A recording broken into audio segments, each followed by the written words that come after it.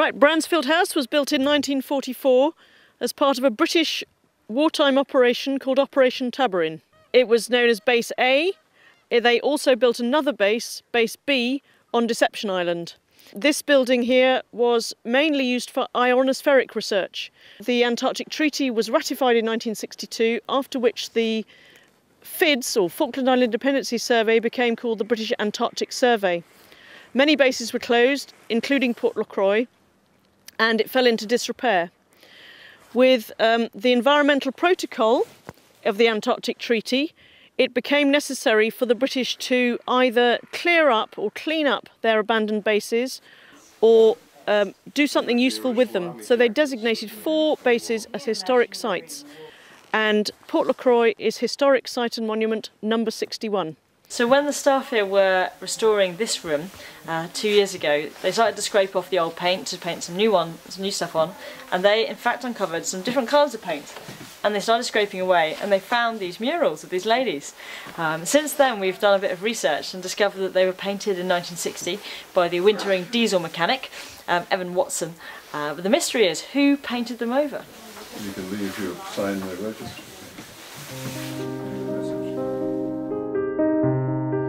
Here we are in Le Maire Channel, one of the most famous and scenic waterways along the Antarctic Peninsula. On one side of us is Booth Island. The peaks rise up to almost 3,000 feet. On the other side is the mainland. The channel is about 7 miles long and roughly 3/4 of a mile wide, but it feels much narrower because the peaks rise up so high. Everybody's out on deck, and we come upon killer whales. Again, this is incredible. At first it appeared to be one whale, but we know they work in a pack. And the other whales, we understand now, in watching this, appear to have drowned a seal, probably a fat, rich Weddell seal. And we can find now these killer whales feeding on this seal, blood on the surface of the water. Pretty dramatic, really. And the killer whales working as a pack and just devouring this seal. Once again, another unexpected dramatic event here on this outrageous experience in Antarctica. This is what it's all about, is discovery, adventure.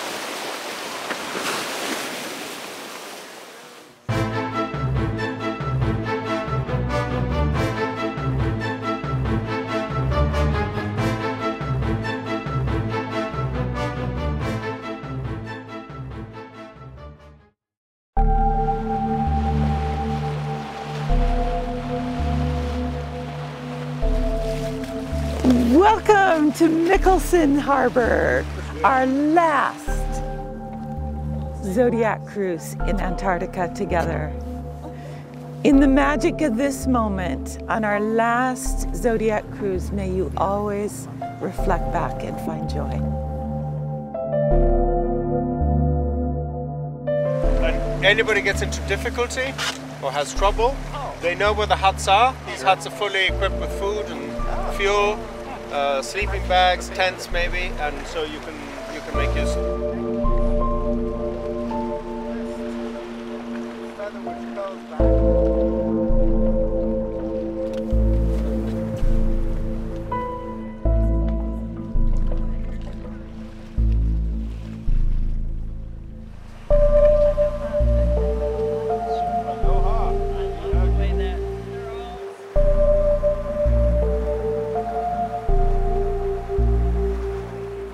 How are we doing today?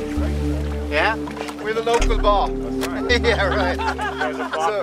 So before, you know, we're going to do it in style, civilized way. You need something warm to drink. So we have some homemade hot chocolate for you. And a little bit of antifreeze. We get some peppermint schnapps or whiskey. So how many would like to have with peppermint? Arm up. 1, 2, 3. So I'm doing the polar plunge. I'm gonna start drinking with them. Go! Hot chocolate on the Antarctic. Antarctica is, for me, a song.